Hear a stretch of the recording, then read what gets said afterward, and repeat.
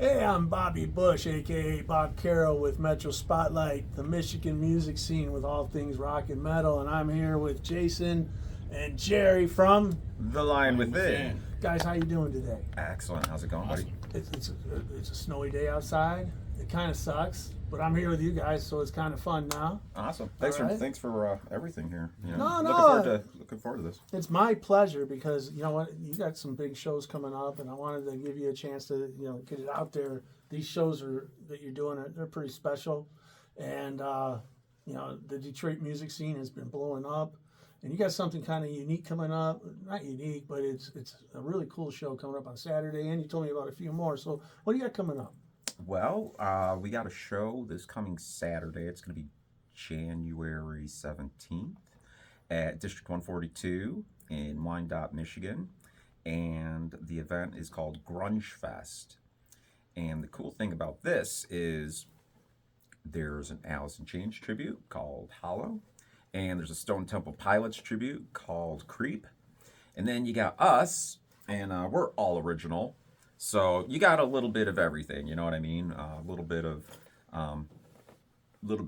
grunge flavor, and some of your favorite songs, and then you got us, and we're gonna be, mixing it up with our original stuff, which I feel really will flow well with what's going on there. Grunge has definitely been an influential part of what we do, especially as a singer. Let me ask you something real quick.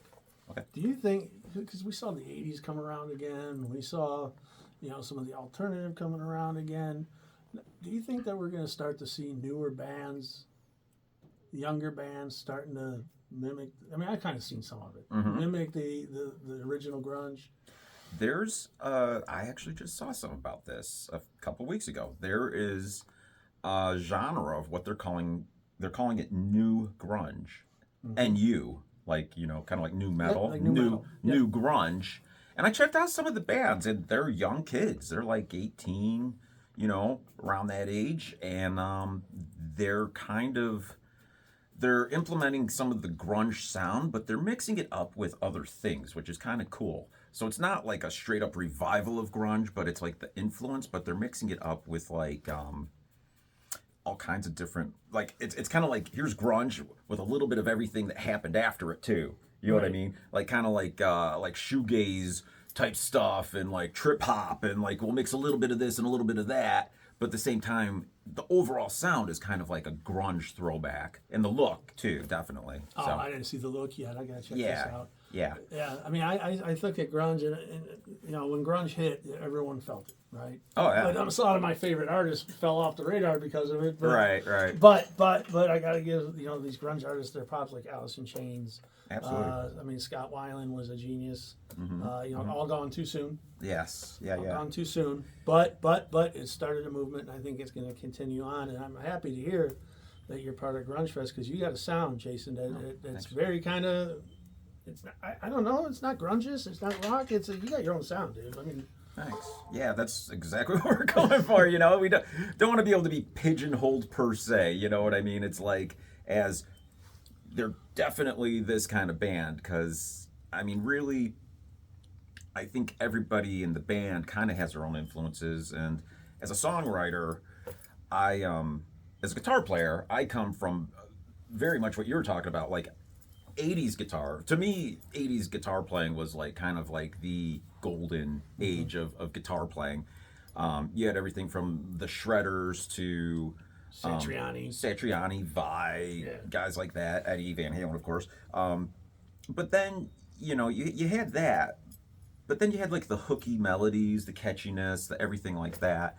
And you also had like thrash, like the 80s thrash stuff came out, which was a big influence for me as well. Like early Megadeth, early Anthrax, bands like that were, I was really into that when I first started playing guitar. Would you say your sound's 90s, 2000s? Where did you get the sound from? You got it from somewhere early on. This is what I hear. It's kind of a situation where I've just been writing what I hear in my head. Right. And so it's kind of like, okay, so here's like maybe some like 80s thrash, but then you've got like, vocally I'm very influenced by like you know, Alice in Chains, Stone Temple Pilots, you know, Scott Weiland, you know, definitely one of my favorite singers of all time. Well, Days of the New. Anyone? Oh yeah, I love Days of the New. You got that tone. I've heard that. Yeah. I covered one of their songs. I did a video just covering one of their songs on my Facebook like years ago when I Oh, first. no kidding. Yeah, when I first started seeing when I first started taking vocal lessons, I'm I mean, like, it's not a slam. I mean, it's a Oh, no. badass band. oh no, Yeah. no, I can hear that. You know, so vocally, I kind of lean into, kind of the grunge singers. Maybe a little bit of the post-grunge guys too, you know, like your Godsmack, you know, guys like that too. So vocally, I kind of lean into that because that's kind of where my vocal register just is, you know. Godsmack is just registered. Yeah, Yeah. you got a little sully going on in A there little too. bit of that, yeah, you know, like, you know, Pearl Jam too, you know, Eddie Vedder, you know, I love Pearl Jam's first album, you know, all that. I love them too, but I can understand your words. Yeah, thank you. I try. I try. I do try. But so you got that. So I feel like we're kind of a big hodgepodge of, you know, and then I mean, I grew up on 70s music from the day I was born. My parents were huge into classic rock, and my mom was way into classical music. So I got that from the day I was like probably conceived in the womb. You know, I was hearing the Doors and Led Zeppelin in the womb, along with no. along That with means- Chopin and you know all That that. means my kids are going to be listening to Nelly. It's very possible. Oh no, Jerry, what are your influences? You know, like Black Sabbath, Motorhead. More Hey. rock. Yeah, 80s stuff. You know, So you got the more driving force. yeah, I guess you could say that. Jerry brings the anger to the band. Jerry, you don't look that angry right now, dude. Oh, There you it's- go. It's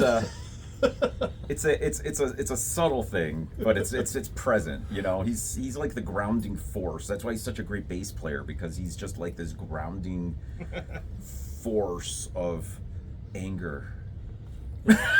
No, he's not really that angry. Yeah, but you, I'm well, kidding. I haven't heard your new drummer yet. I haven't heard Perry. Oh, But Perry. I'm going to tell you this about Jerry. Yes, When I did see you with the old drummer, yes. they were locked in.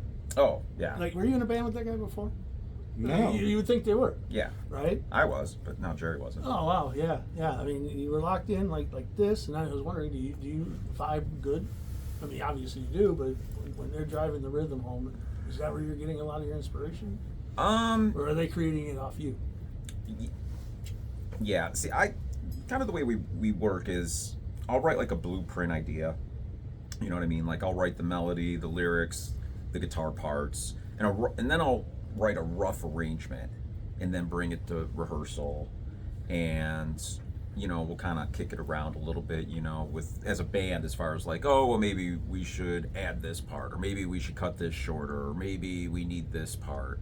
You know, and you know, so I kind of bring that to the table, and then you know they kind of bring in their influence and kind of add it to the whole pie. You know what I mean? Yeah, I'm always curious because you can write music so many different ways. Oh yeah. I've never played out. I've written a few songs here and there, and I can't tell you that I have a pattern to make it happen. I Sure. never have. Yeah. Well, I could tell you this band, I kind of wanted to take a specific direction as far as songwriting. You know, because for the past 10 years, I had decided that I just was going to play guitar. You know, I was going to be the lead guitar player. And so I was always working with singers. And Yeah, I remember the band you were in before. yeah. I loved the band. I loved Yeah. vocally every singer I've worked with. I've loved their talents and their vocals. However, after 10 years of working with, I want to say about 6 singers, I reached a point where I was like, I don't want to be relying on that. Yeah, I remember you put a Facebook post on it, Yeah. and that's when you kind of took the step. Yeah, and you know the pandemic hit, so it's like I couldn't play out. You know, everything was halted, and I took that time to study vocals and take lessons and try. And I decided, like, if I'm going to do this, I want to try and do it right and do it the best that I can. And so I really, ever since, you know, for 5-6 years now, I've been. Well, let's talk about your songs. Okay. You got, I mean, you just said that it's rock, it's grunge, it's it's an eclectic mix. Mm-hmm. But it's kind of dark, dude. Yeah. You're like the Doors kind of the Doors or the Cure. Or, I remember that old interview. When he told him to take it off the, told him to change their lyrics, and he said, "Well, we're kind of a dark band." I remember that. right. Yeah. In fact, I think that was actually in the movie.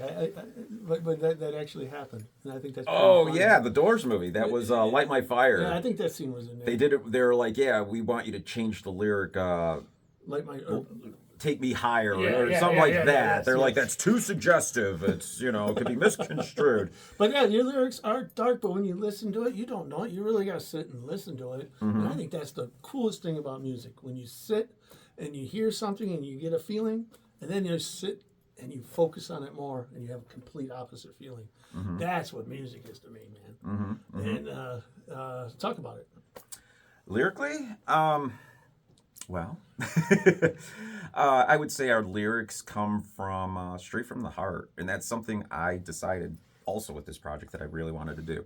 Was I wanted it to be as real and raw and as emotionally as like authentic as could be.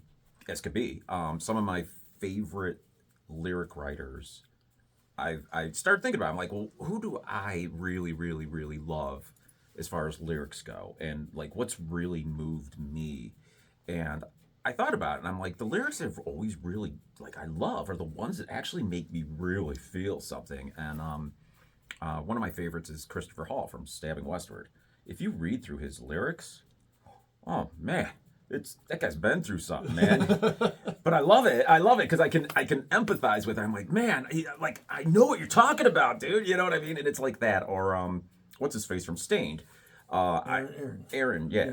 His lyrics as well. I mean, I feel like, and either one of these bands, love or hate them, if you just take the lyrics for what they are, it's just like, there's realness there. There's like real raw emotion just poured out. And that's basically the approach I took lyrically with this band is, all of our songs, they're not fluff. They're not, just like, oh, I'm going to write a song that's going to be a big hit because this is what everybody wants to hear. No, these are real things that I've been through or thought or everything, pretty much just poured out onto, black and white on the paper, What would you think? Now, I'm going to ask you both the same question. What's your favorite song to play of yours? Favorite song of ours to play? Yep. Whether it's because That's a of good the question. actual chugging song, the way it chugs along, or the lyrical meaning behind it. Which one do you get up there, you grab the mic, and you're like, I'm doing this? For me, it's a tie. It's a tie. All right? That's going to make the next question better. Oh, no! Oh, no. For me, it would be Too Many Lies or Starblind.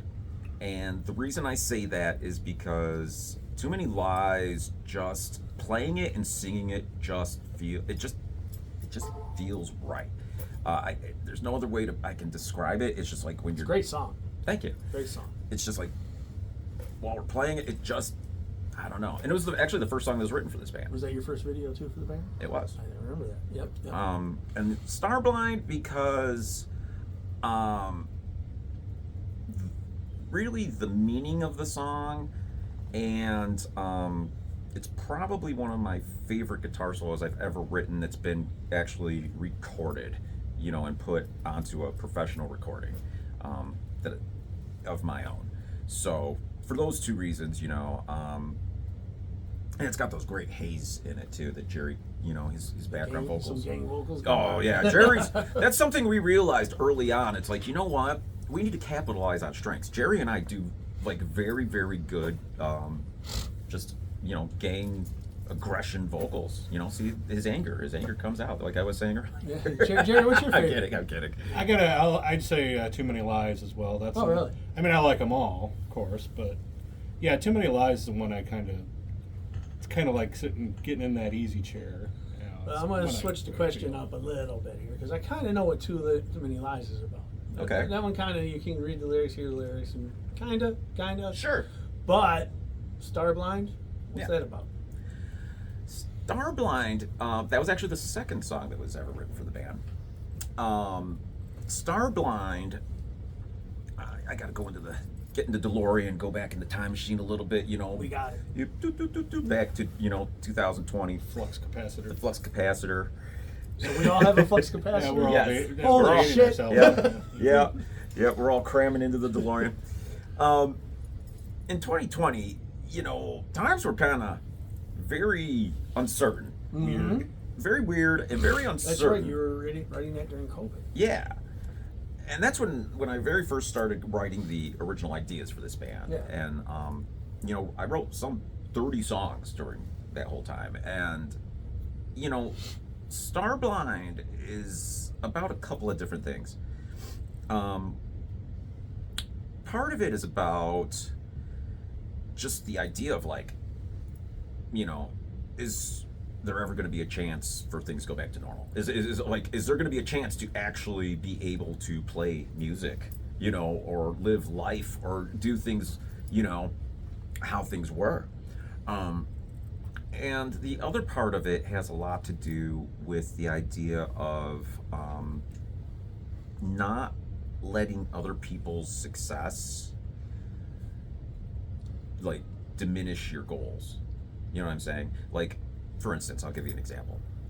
I've had friends that are musicians, and they'll hear an amazing musician that plays the same instrument as they do, and they'll just be like, "Man, I just don't even want to play after this.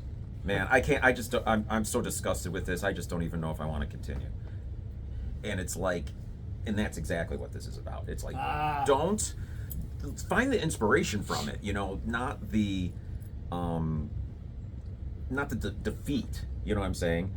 Because I've been fortunate to know people in several bands, a few bands that I've known since we were all just playing tiny little corner bars, and they're off doing huge things. And dude, I couldn't be more happy for them. It's that's great. But somebody else could be like, man, why not me? I hear it. Yeah. So that's really what the song's about. It's and that's the idea, star blind. Don't be blinded by the stars. Find your Your own path. find your own path. Yeah. And that's kind of what it's about. Kind of reminds me of a short story. Lemmy back in the day roadied for Jimi Hendrix. Oh, I didn't know this. Yeah, way back in the day. And somebody asked me, because, what did you learn from Jimi Hendrix's guitar playing? And Lemmy said, I learned that I should play bass. Do we have any more bass jokes? I mean, you even dress the part of the macabre. This is me every day. Seriously, this is me every day. People are Every time I've seen you, Jason, every time you're dressed. Not dressed, you're dressed. Even if you roll into the Token Lounge just to take a picture or two, I remember one you're of the freaking times dressed. one of the times we got played on Motor City Riffs. This is back when Screaming Scott was still a riff.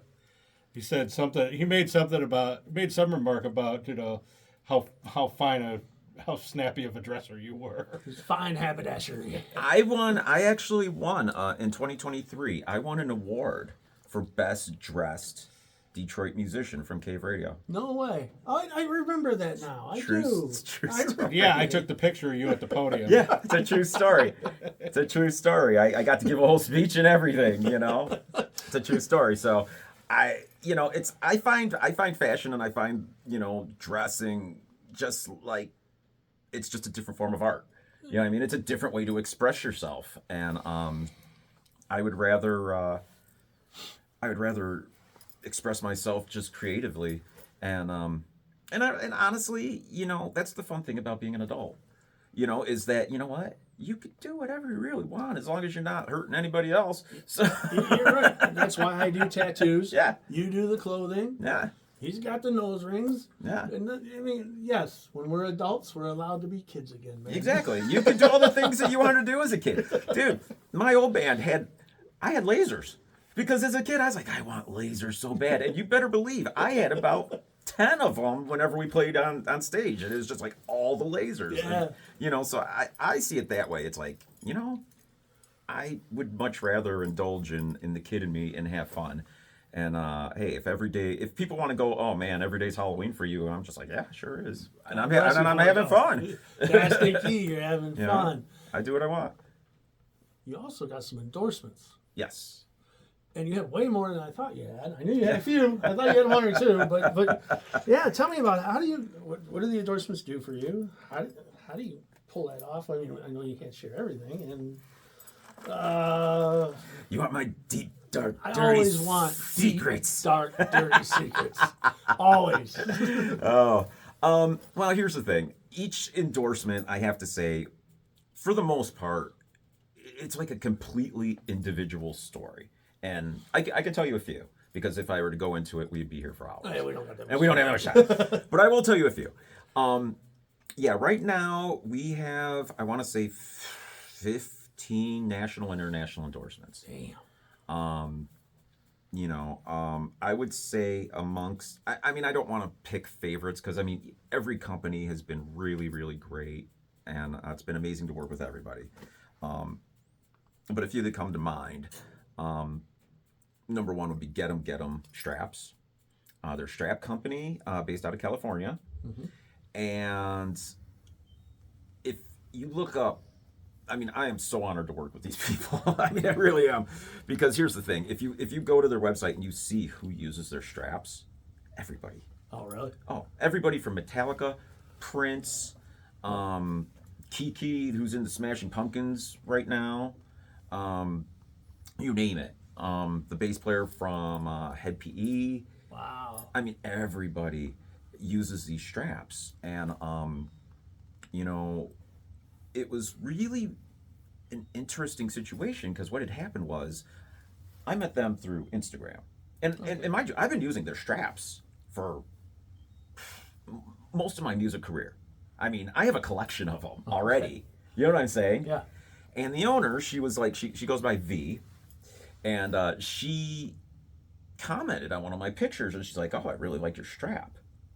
And so I got into a conversation with her. She's the owner. I'm like, I've been using these straps forever. I mean, they're great. Man. And I'm like, and I have a whole collection of them. I've been using, you know what I mean? They're just, because they have really innovative designs and just, they're made extremely well. Well, we get in a whole conversation.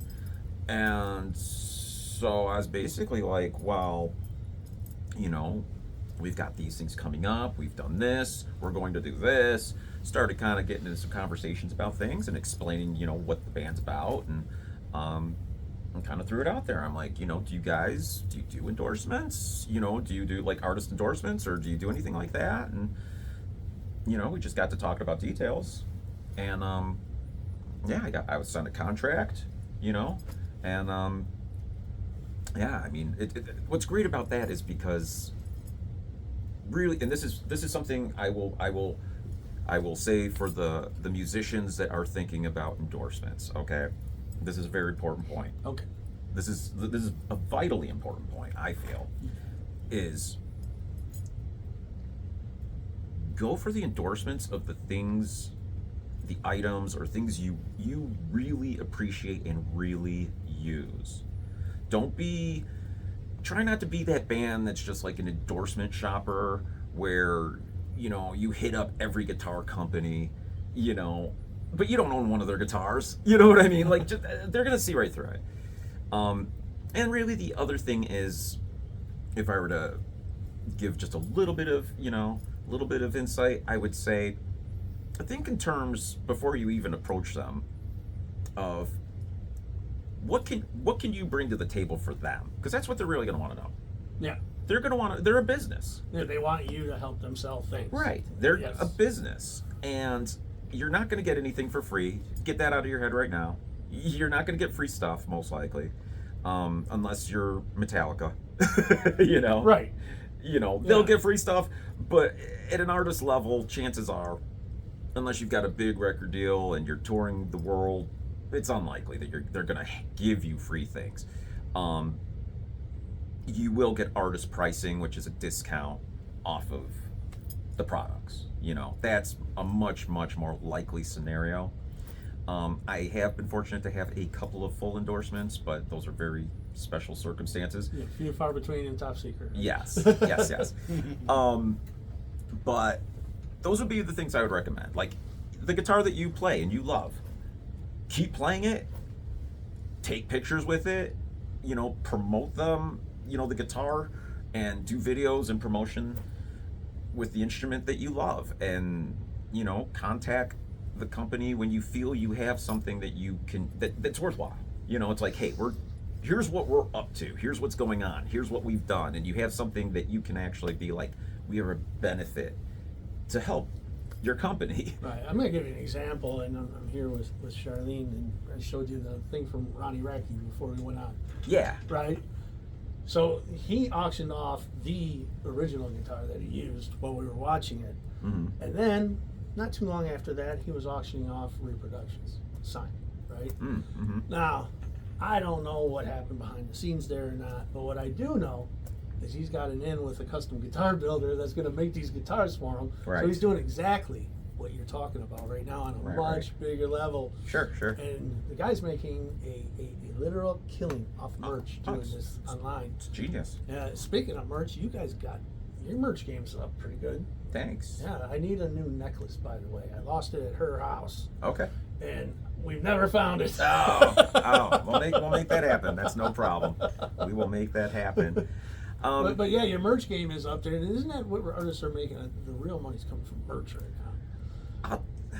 See, Or if you do it right. Yeah, more secrets, more the line within Let secrets. them out.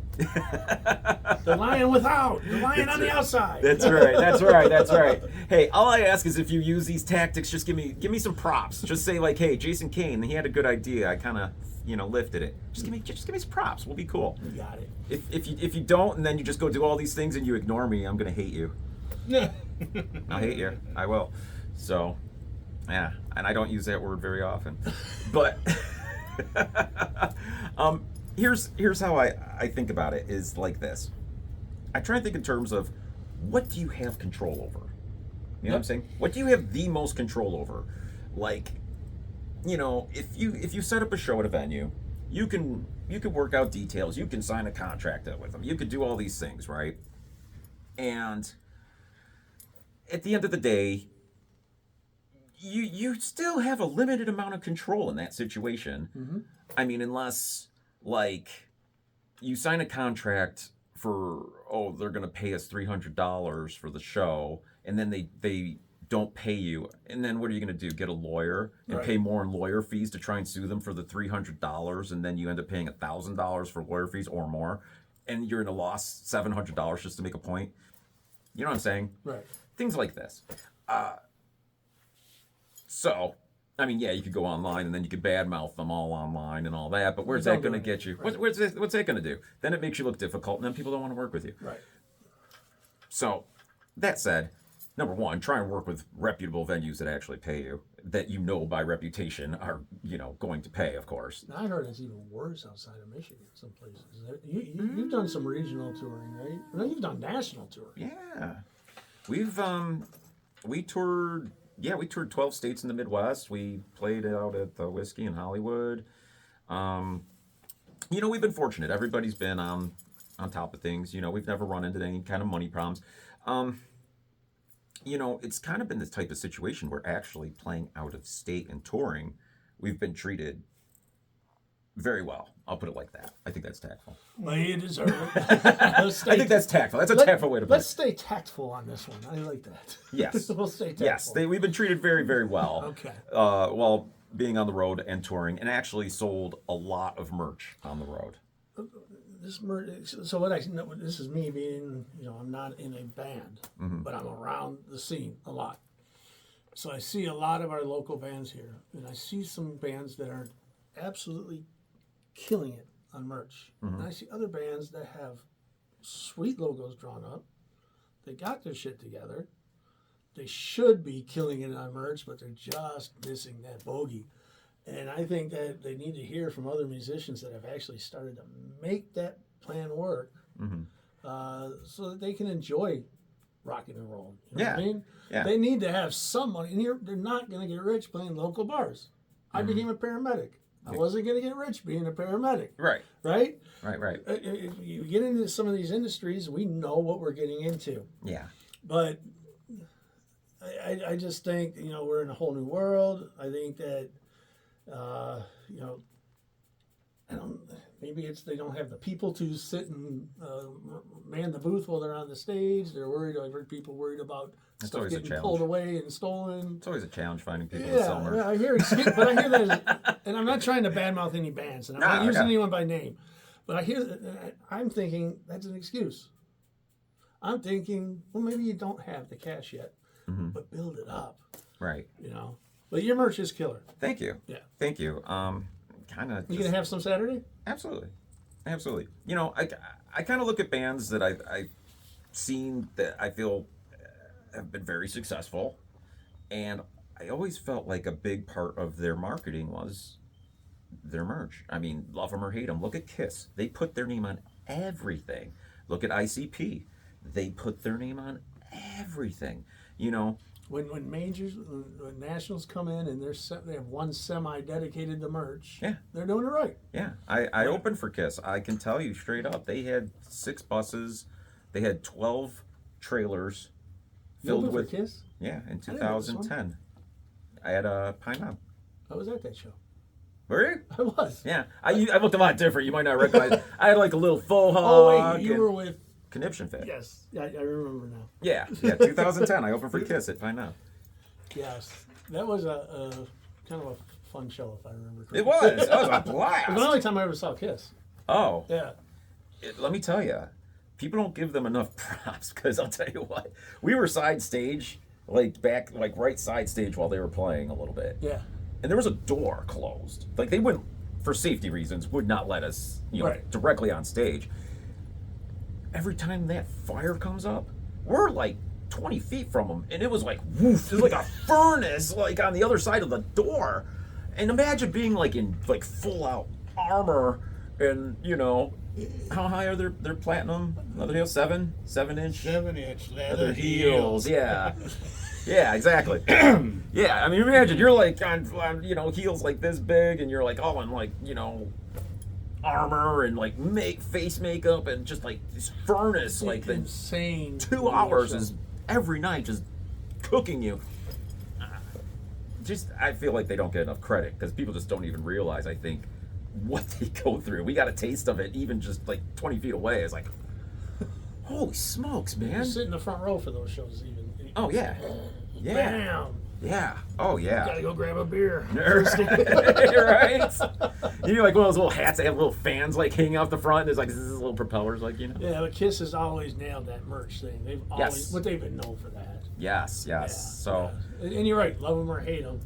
He's dying without worrying about money when he goes. exactly. All of them. Exactly. So that was kind of my thought process. And once again, like I said earlier, it's like doing the things you always wanted to do when you were a kid. It's like, it's like having my name on like band name on all kinds of stuff. It's like sweet. I mean, I have problems selling some of it. I'm like, I want to keep this.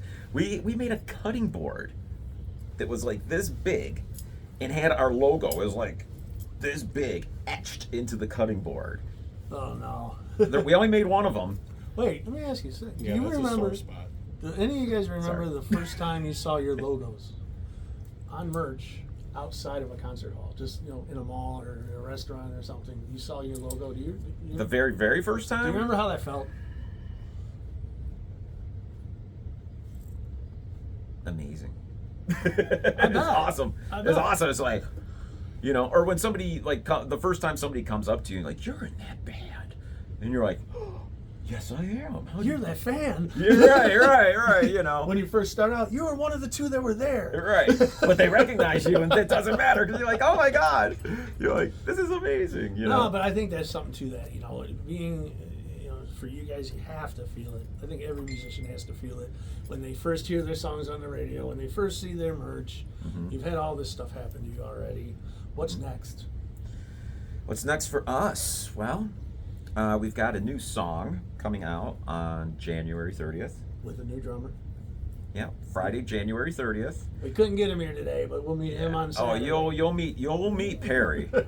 You'll meet Perry, and we'll get to that. But let me talk about the Is song. Perry the nice one? Yeah, he's a pretty low You key just told kind me of guy. Jerry's mean. Yeah, Jerry. No, Jerry's angry. He's not mean. Angry Jerry. Yeah, but he's not mean. If that shows up as like hashtag Angry Jerry, I'm sorry. I've been called worse. Remember, hashtag, Yeah.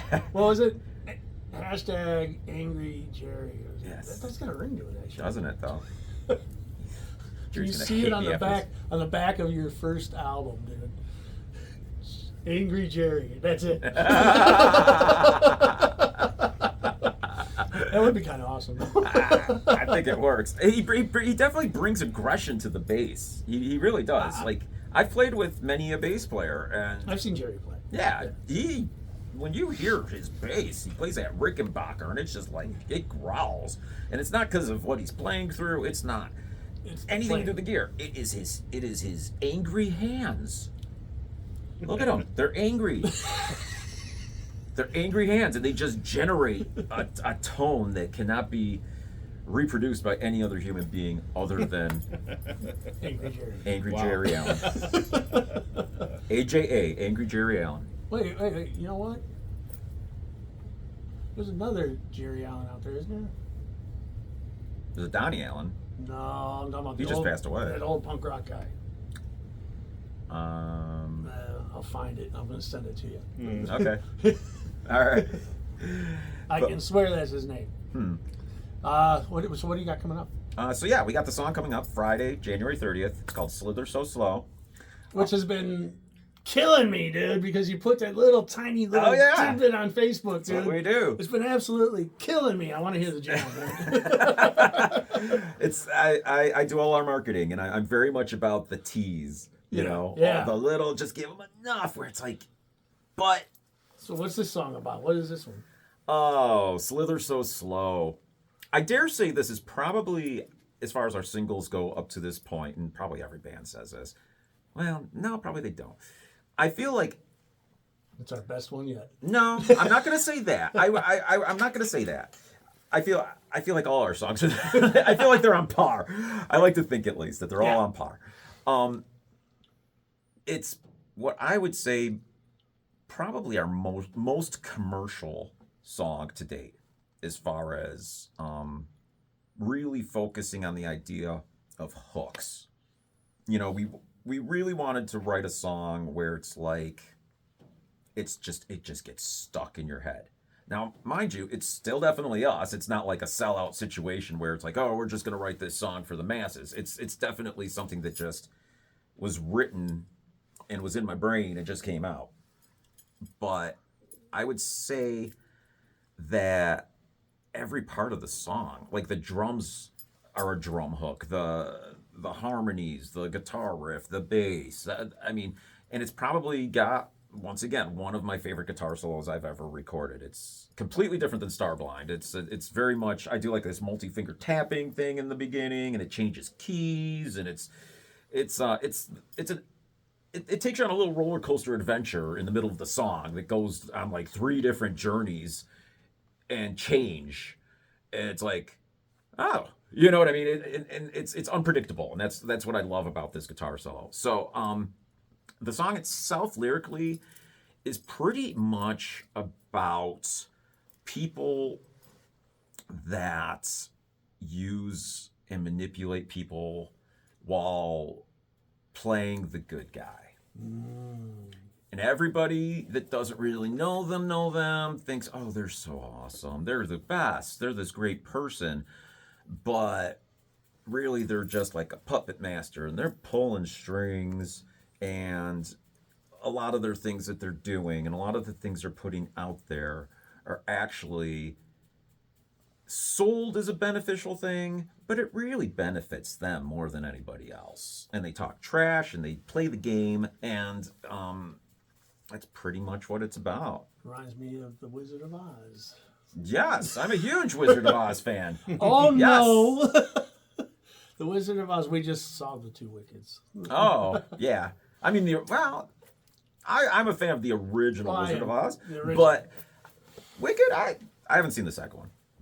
I saw the first one. I'm gonna say the second one was better than the first one, didn't I? I heard that. Yeah. That is what I heard. I heard the second one is better than the first one. Yeah, one's definitely more popular. Anyways, it's an Okay. inside joke. Okay. I can't even tell what her face. I know is. we got these bright lights. I can see just. I know. All I see is a black space, like right here, where there should be a head. She knows it too. Yeah. So you got more shows coming too. Yeah. We're playing with Flaw in May.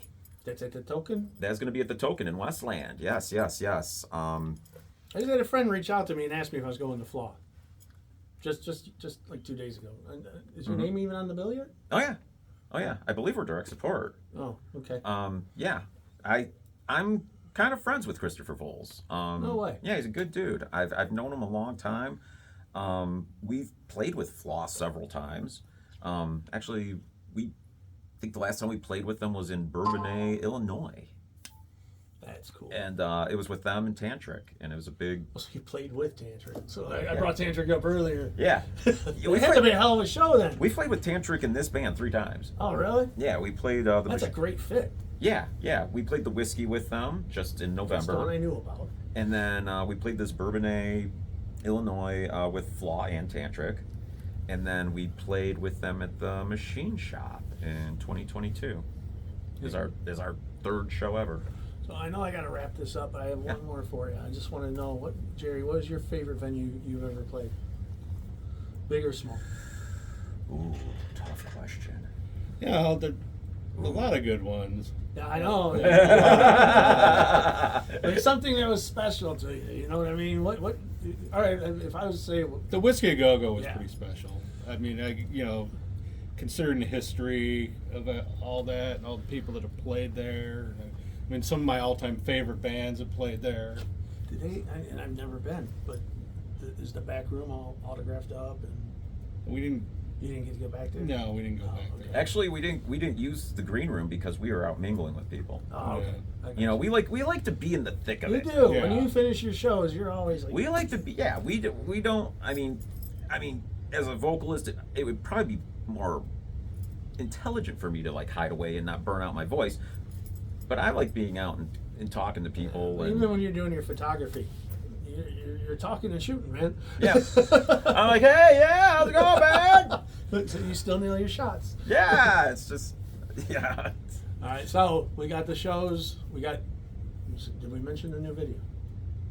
There is going to be a video Is it for? that's going to be released with Slither So Slow. It's not just the single, but we also have a full production video that we recorded with Akuro Productions, who we've worked with all of our videos to this point. They do great work. We love working with them. Great people, professional, and the take on this video is fun because our past 3 videos have been very serious, very we decided it's like, you know what, we want to actually have a fun video, and so we invited some of our closest friends. You'll recognize some people from the local music scene that play in bands. The singer from Wanted is in the video. What was that band? Raven? Darkhawk.